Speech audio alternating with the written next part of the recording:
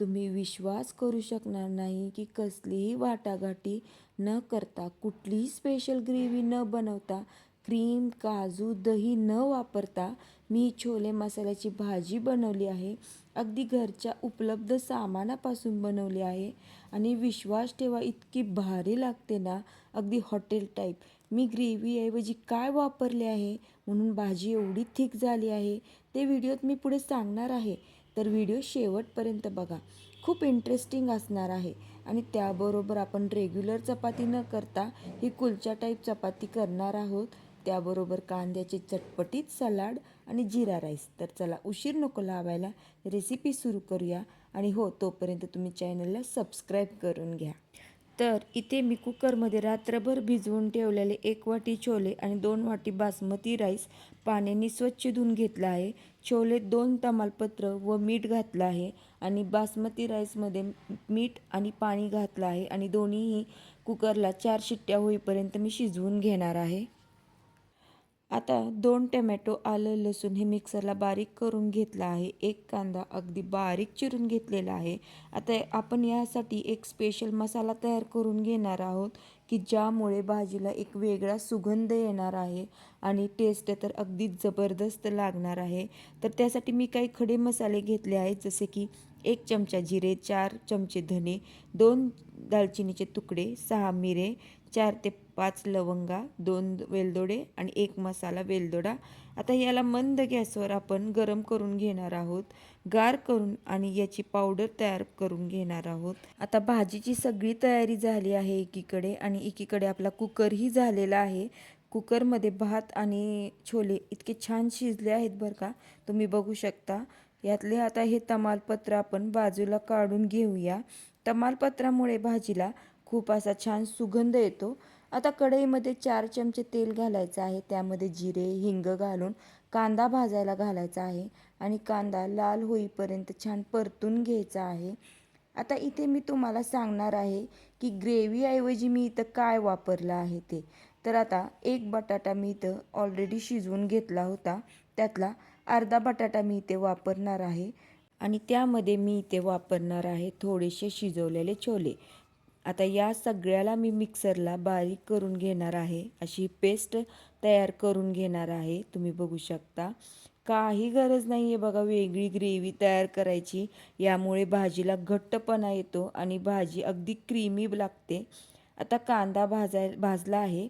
यामध्ये आपण टोमॅटोची पेस्ट घालणार आहोत आणि मंद गॅसवर तेल सुटेपर्यंत परतून घेणार आहोत. 2 ते 3 मिनिटानंतर बघा किती छान टोमॅटोला तेल सुटलेलं आहे. टोमॅटोची प्युरी छान भाजली गेली आहे. तर आता यामध्ये आपण 1 ते 1.5 चमचा तयार केलेला मसाला घालणार आहोत. अर्धा चमचा जिरे पावडर, 1 चमचा धने पावडर, 1 चमचा गरम मसाला, पाव चमचा हळद आणि 1 चमचा लाल तिखट घालून अजून छान त्याला तेल सुटेपर्यंत परतून घेणार आहोत.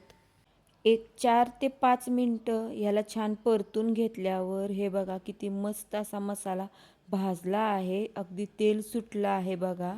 तर इथे आपला छान मसाला भाजून झाला आहे. तर आपण इथं बटाटा छोलेची जी पेस्ट तयार करून ठेवली होती ती आपण यामध्ये घालणार आहोत आणि मिक्स करून घेणार आहोत. बघा ग्रेव्ही किती घट्ट झाली आहे, अगदी विकतच्या भाजीसारखी झाली आहे की नाही. आता यामध्ये शिजवलेले छोले आणि पाणी घालून घट्ट पातळपणा ॲडजस्ट करायचा आहे. लागल तेवढंच पाणी घालायचं आहे, जास्त पाणी घालू नका.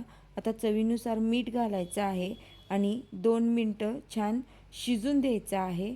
आता कोथिंबीर घालून मिक्स करून झाकण ठेवून द्यायचं आहे. तर इथं आपलं छोले मसाला तयार झाला आहे बघा.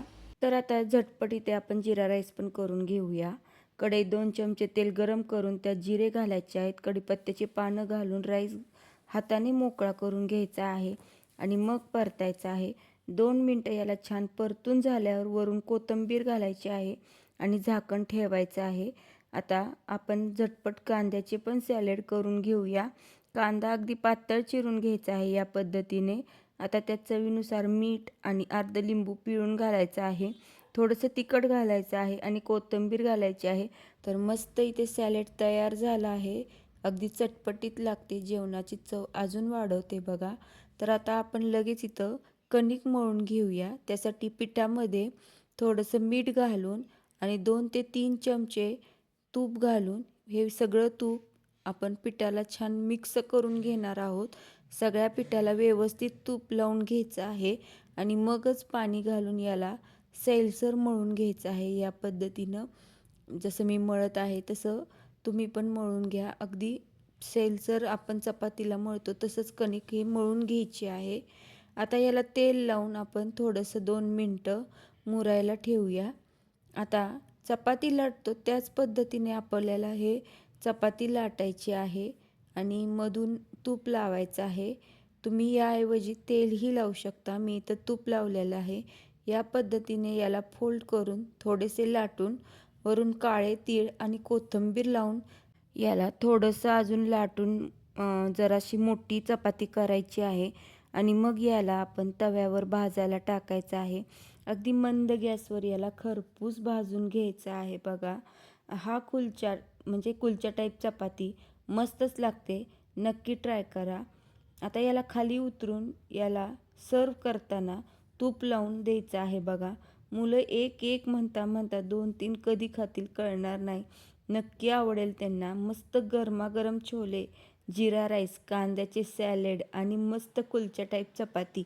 मस्त एकच नंबर बेत झाला आहे. बघा, तुम्ही पण नक्की ट्राय करा. तुमच्या घरातल्यांना नक्की आवडेल. आणि व्हिडिओ आवडला असेल तर नक्की लाईक करा, शेअर करा आणि आपल्या चॅनलला सबस्क्राईब करा.